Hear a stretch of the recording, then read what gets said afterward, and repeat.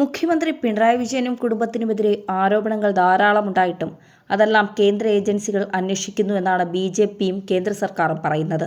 എന്നാൽ ഇതെല്ലാം വെറും ഒത്തുകളിയാണെന്ന ആരോപണം ഉന്നയിക്കുകയാണ് പ്രതിപക്ഷവും. വീണയ്ക്കെതിരെ വീണ്ടും കേന്ദ്ര സർക്കാർ അന്വേഷണം വരുമ്പോഴും കോൺഗ്രസ് അതിനെ സംശയത്തോടെയാണ് കാണുന്നത്. ഈ ഒത്തുകളി സംശയിച്ചാണ്. നരേന്ദ്രമോദിയെ പേരെടുത്തു പറഞ്ഞ് വിമർശിക്കാൻ മടിയുള്ള പിണറായി വിജയൻ ഇക്കുറി മോദി കേരളത്തിൽ വന്നപ്പോഴും ഊഷ്മള സ്വീകരണം ഒരുക്കുകയും ചെയ്തു. ഇതെല്ലാം കൂട്ടിവായിക്കുകയാണ് പ്രതിപക്ഷം.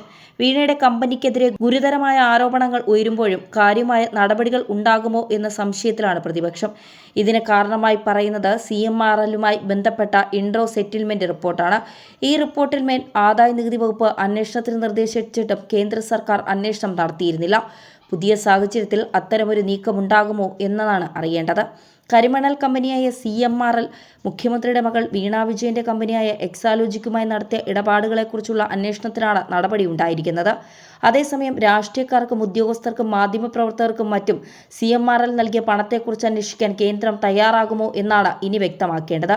രാഷ്ട്രീയക്കാർക്ക് നൽകിയ പണത്തെക്കുറിച്ചും കമ്പനി നിയമം, അഴിമതി നിരോധന നിയമം തുടങ്ങിയവ പ്രകാരം അന്വേഷണം വേണമെന്ന് ആദായനികുതി വകുപ്പ് വാദിച്ചതാണ്. Company managing director SN Sasidharan കർത്തായും സ്ഥാപനത്തിലെ മറ്റു പ്രധാന ഉദ്യോഗസ്ഥർക്കുമെതിരെ മാത്രമല്ല പണം കൈപ്പറ്റിയവർക്കുമെതിരെയും അന്വേഷണം വേണമെന്ന് ആദായനികുതി വകുപ്പ് ആവശ്യപ്പെട്ടിരുന്നു.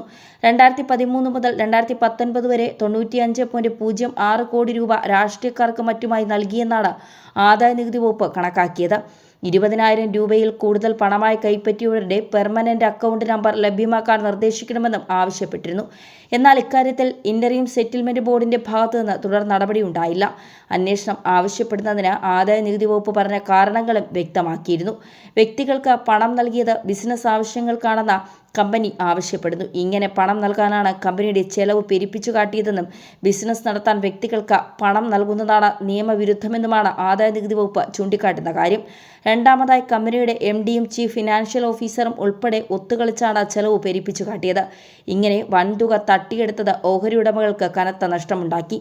കമ്പനി നിയമത്തിന്റെയും സെബി ചട്ടങ്ങളുടെയും അഴിമതി നിരോധന നിയമത്തിന്റെയും ലംഘനമുണ്ടായി. ഇതിലും അന്വേഷണം വേണ്ടതാണ്.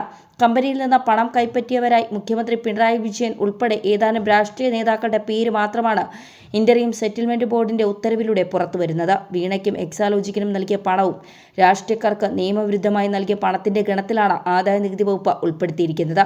ഇത് ഇന്ററിം സെറ്റിൽമെന്റ് ബോർഡ് ശരിവെക്കുകയും ചെയ്തിട്ടുണ്ട്. അതേസമയം മുഖ്യമന്ത്രിയുടെ മകൾ വീണ വിജയന്റെ കമ്പനി എക്സാലോജിക്കിനെതിരെ നിർണായക റിപ്പോർട്ടുകളുമായി രജിസ്ട്രാർ ഓഫ് കമ്പനീസും രംഗത്ത് വരുന്നുണ്ട്. CMRL നിന്ന് പണം വാങ്ങിയത് സേവനത്തിനാണെന്ന് തെളിയിക്കുന്ന രേഖകൾ ഹാജരാക്കാൻ എക്സാലോജിക്കിന് ആയില്ല. കമ്പനീസ് ആക്ട് സെക്ഷൻ 188ന്റെ ലംഘനം നടന്നതായും ROC റിപ്പോർട്ടിൽ പറയുന്നു. വീണ വിജയനോട് വിശദീകരണം തേടിയ ശേഷമാണ് നിർണായക നിരീക്ഷണങ്ങൾ. ഈ വിഷയത്തിൽ വീണയെ പ്രതിരോധിച്ചിരുന്നത് CPM ആണ്. മുഖ്യമന്ത്രി പിണറായി വിജയനും ചിലത് പറഞ്ഞു. അവരുടെ വിശദീകരണങ്ങൾക്ക് വിരുദ്ധമാണ് ഇപ്പോൾ പുറത്തുവരുന്നതെന്ന് തെളിയിക്കുന്ന രേഖകൾ.